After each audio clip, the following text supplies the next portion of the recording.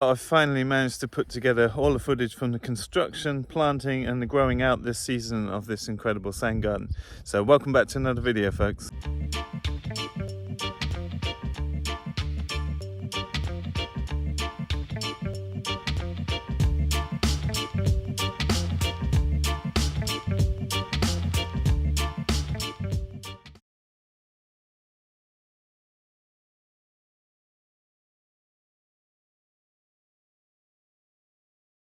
Oops. All right, Sandgarden projects. Digger in the front yard. Got a bit of a plan, but it's hard to work out. It's a creative process as we go. Got a lot of very fine particular sand to bring in, and about 400 species of plants that are going to cover what was east and west beds. So right now the process is taking away 15-20 centimeters of topsoil to remove weeds, but also to allow, when we put the sand in, to bring it back to ground level. We're going to put a plastic strip, like you see here, along the edge of this cut to stop any creeping grasses. We're collecting stones that we want to put back on top of the ground. There's going to be like a level seating area here and various pathways through the garden made of a different gravel, and then 20-25 centimeters of a very particular type of sand with a very particular fraction for the planting areas. We're basically in the process of creating two terraces, but we want to then create little lumpy structure in between, in the actual beds, in the pathways, between the pathways.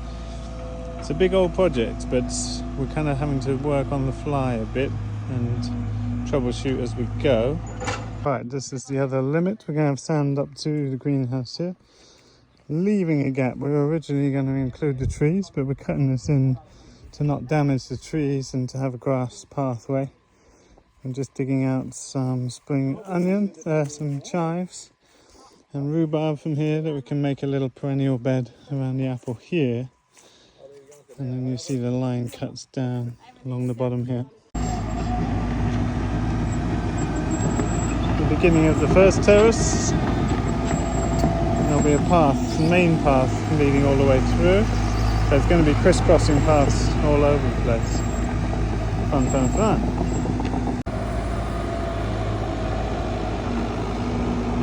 Now this is a pretty big project, it's quite a high budget project, and it's the second thing on the farm after the natural swimming pool that I'm doing something for pleasure, for myself. It's got no economic value, it's quite a big cost in all the plants and sand. But as my life progresses, I'm wanting to create little symbols of doing things purely for pleasure, for beauty, for aesthetics, and that's a large part of what this project's about, as well as learning a lot. Same with the swimming pond. Well, quick work so far. Things looking a bit different.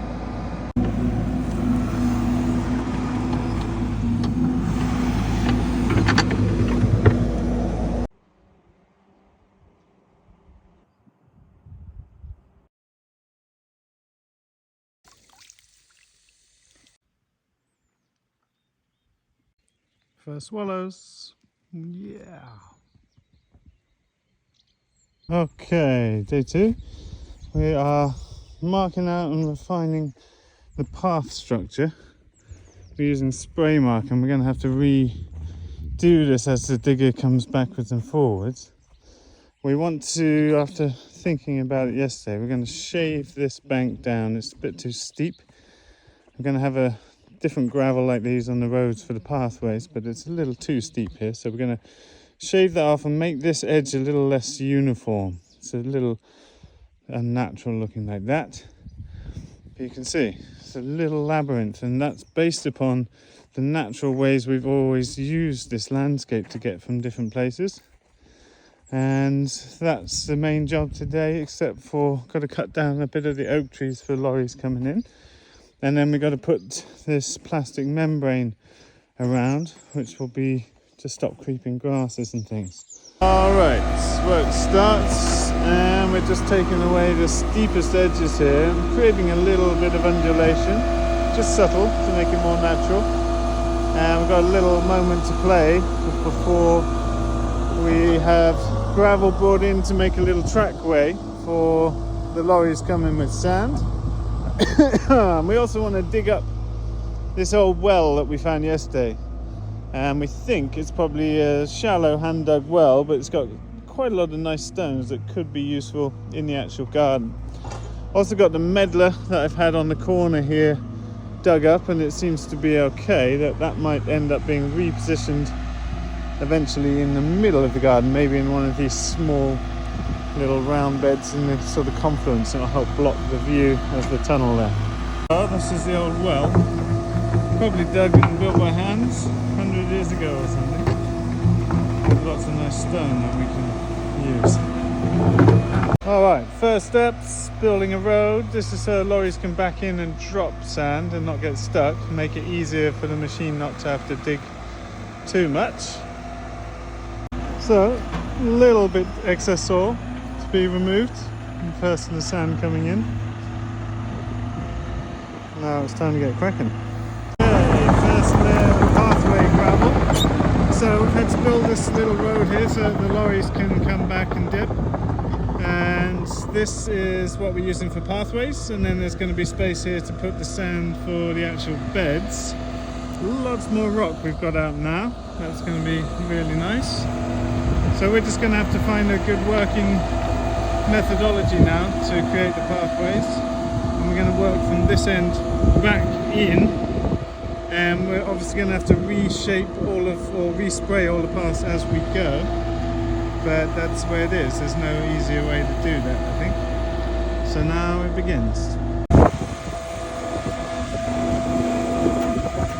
Path building is the initial process. We do that by laying out coarser material like they build the roads out here with, and we're getting them raked out approximately how we want them. You can see it's kind of like a trapezoid shape, and then we're going to use the sand to have a raised bed, and once we've got the sand giving pressure, then we can really compact the pathways. So we don't want to do that too early or it'll just squash them out. So that's how it's going. We're just waiting for sand delivery now.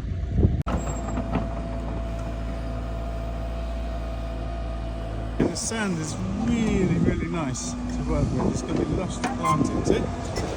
So right now we only have the gravel, so we're putting down new roads, new pathways, and when sand comes then we fill in the gaps. It works really well like that. Sort of build the top of the path with that batter, and then the sand fills it in and it becomes really stable to walk on. And as it dries out, it's really nice differentiation between the colours. So good progress so far. Very nice. Okay, relocating the medlar that was up in the top here. We've moved this back into the centre of the garden, which will help block a bit the view this way. And good progress this morning so far. We've got a few more loads, but we're coming up well below the load of gravels that we estimated, and we're reaching the thickness of sand that we want, 25 centimeters. Okay, final stages now. To build this platform, we're just playing around with some of the stone from the old well, making little steps that lead us up. There should be a sitting area, some nice plantings out the front, so we're just playing around creatively from this point, and once the figure's moved out of here, it can't come back in. So the last stages.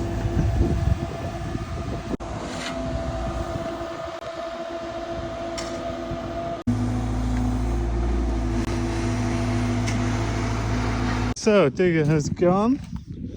We've finished the level pad for now. I love it. 2 days with the digger, transformed the whole front yard.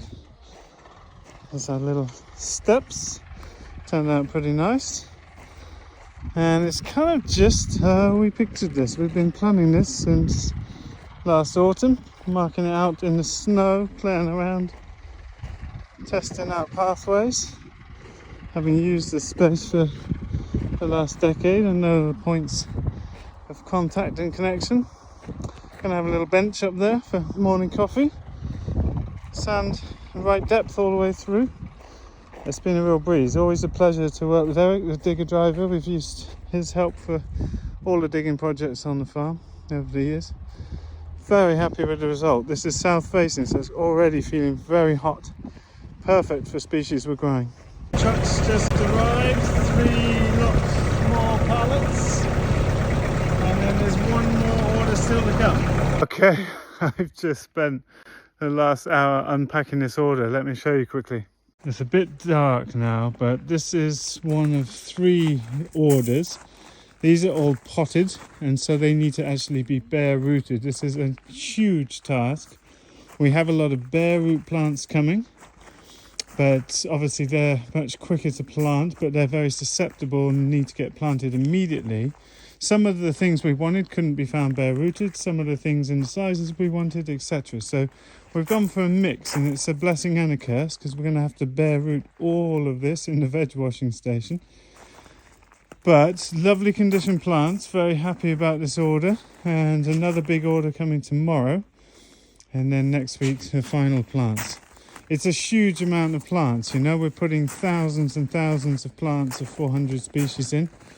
So having this buffer of things in pots could turn out to be really useful. But I think you'll agree that's a nice thing to turn up the day we finish constructing the Sandgarden. I think this is going to be an incredibly beautiful garden, but it's going to be a lot of work cleaning roots. Oi, oi, oi, oi, oi, oi, oi. But very happy with that. Still one more delivery to come. I'm going to unpack these tomorrow now. It's a little colder than where they've come from, but they look in good condition, and happy with what we've received so far. So a lot of people asking about costs for this project. Obviously big costs are plants, and the sand is quite particular, and Simona had to source the particular sizes of sand particles to allow this free draining so that plants survive in the cold winters here. And I've really chosen to hire Simona for this project because her colour palettes are very similar to mine in our preferences, and I think this has got the potential to be one of the most beautiful gardens of its kind. Now obviously I could make money doing tours. I could also make back the investment cost selling plants that I can divide. Once you've got a perennial nursery like this, it's very easy to generate plants, and that's where money's made in plants, is in plant nurseries. But that's not been my intention behind this project at all. I'm doing this as a symbol of something changing in my life, to take more time, to create more beauty. I'm into functional aesthetic farming, but I want a beautiful garden also as just a matter of my own learning and enjoyment. So that's the main reason. 20 degrees up here all week, maybe even 22. So a lot of watering to keep on with, because we've got to get these plants super nicely hydrated for the stress they're going to go under to be bare rooted. A lot of people maybe not following all the posts, wondering why we're going to bare root these.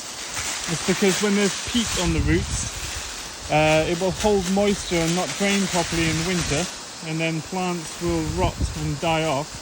We're growing things that do not typically grow at this latitude. We're at 59 degrees north. It's extremely cold, long winter, and so it's important to put the plants in with no nutrition on their roots.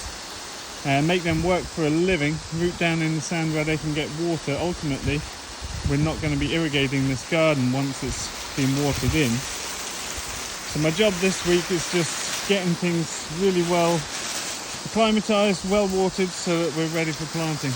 Giving the bare roots some moisture. Okay, bare rooting process has begun. Thought you might find this interesting. This is a ornamental hippophae, beautiful trees.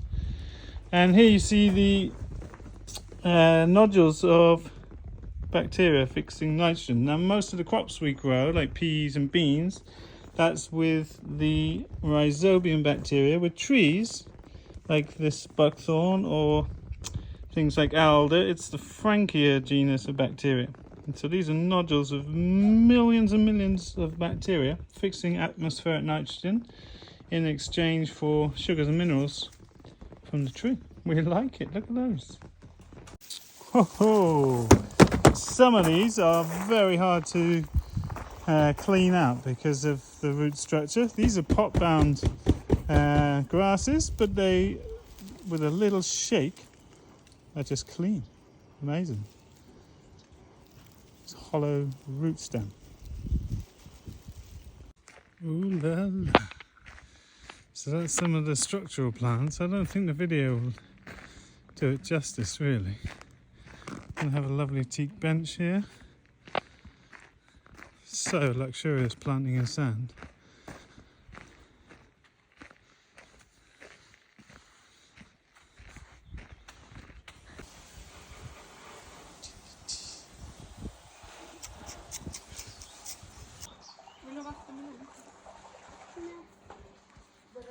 Sarah's here from Norway and Ragnar's here.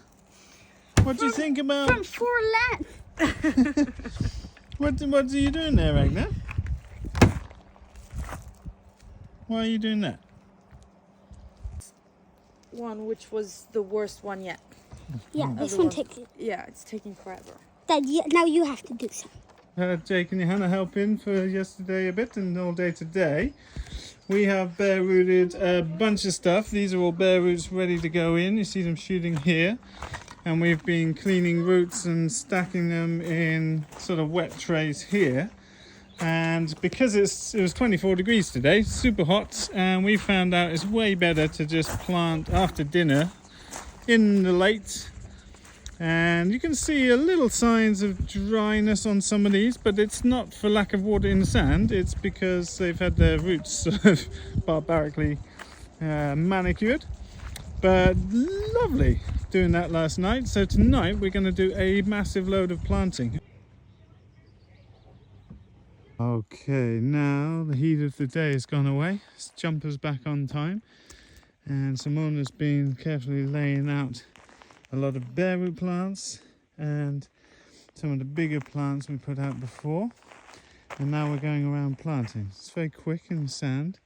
And what we're doing with the bare roots is marking those with a little circle. Because some of them will barely show above the ground, some of them not at all even. And so we're just doing a big plant and watering today, but there's still a gigantic amount of plants. It's going to be up to 9-12 plants per square metre. So it's a lot of washing and planting still to do. A little sneak preview. You can see Simona's throwing out bare root plants. We're just having a quick planting session before it gets too hot. Because we've got the sprinklers set up around. You can see those yellow pipes. We're able to water things in super heavily. And didn't get everything planted last night. We decided to call it a night and get some good sleep. We're thinking we might be able to get this planted out by the weekend. My team arrive on Friday and Saturday, so we're shifting gears then and have to turn our attention to the farm. But going really good so far. It's really, yeah, just this little dream coming alive. Simona's done a great job with getting little plant combos, and we've got a huge amount more plants to get in. It's going to be so stunning. If they have roots, they can survive. Okay. If they have roots, they can survive. What I'm doing here is pretty viciously watering them in so that the sand particles will sit down in the roots, because it doesn't matter how well you bed them in, you want all those fine particles within the sand mix to get down into the roots. There's a lot of bare root plants that are barely visible, so we water them in heavy like this just to get the contact with the roots, and then I saturate the whole bed so that there's no wicking of water away from them. Probably tomorrow I'll sprinkle that as well. So we're doing a few of these patches. Best time to plant is now, like in the late night, 10, 11 o'clock, when it's really cool. It's nice to work. But a few mosquitoes. I wonder if we're attracting mosquitoes with our water. This is Mission Control in the shade, in the veg washing station, getting plant assemblies together. It's evening plant out time, working on these beds, and I've been working on getting a little creative on steps. I want this to fill out pretty quickly. So we've got some beautiful, look at that. It's going to be lovely when that fills out and you step in between. And there's lavender and thyme on the edges. Another one here. There's going to be a seating area here for dinners, things like that, looking over the garden. So I wanted these to fill in quite quickly and be like a little focus, because I walk down these steps every day to come to breakfast, meet the crew. So that's important. Very nice.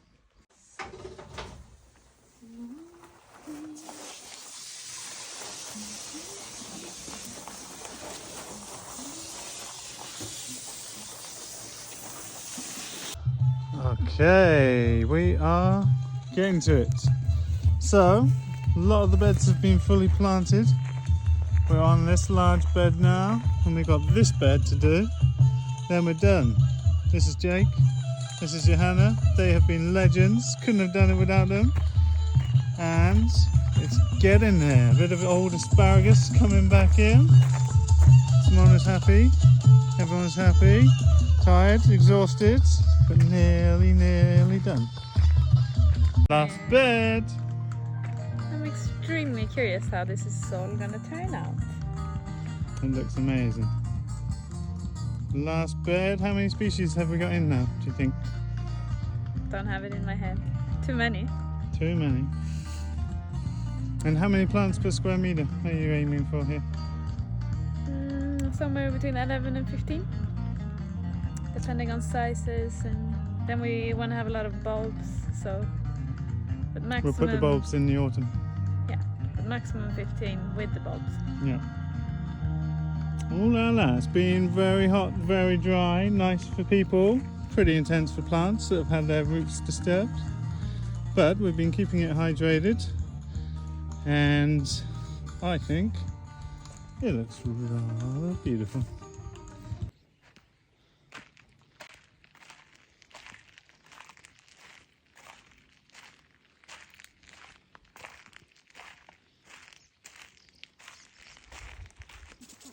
And then they just jump up and stuff.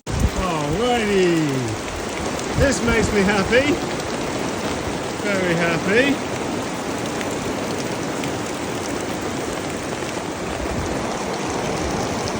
A little bit of thunder, and the gardens and the pasture and the Sandgarden need it. Bit of rain on our return, but it's looking pretty nice in here. Some heavy winds and storms.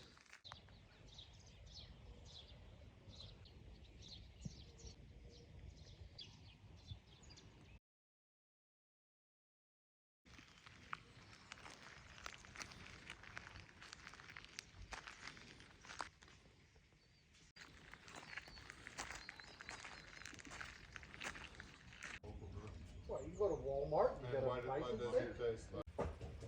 And Casper.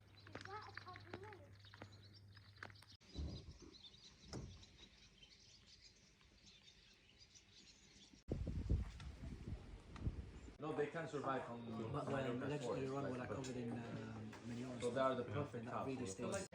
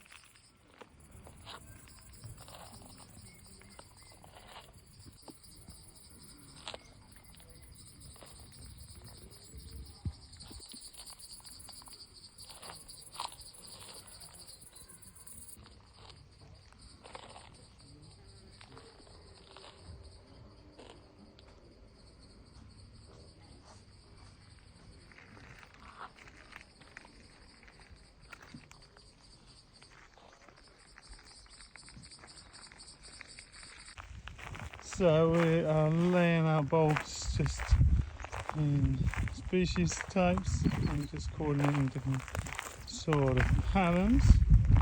And then we can see everything on the surface, so we'll go through and then tuck them all under once we've done. A lot of beautiful plants here in spring and summer.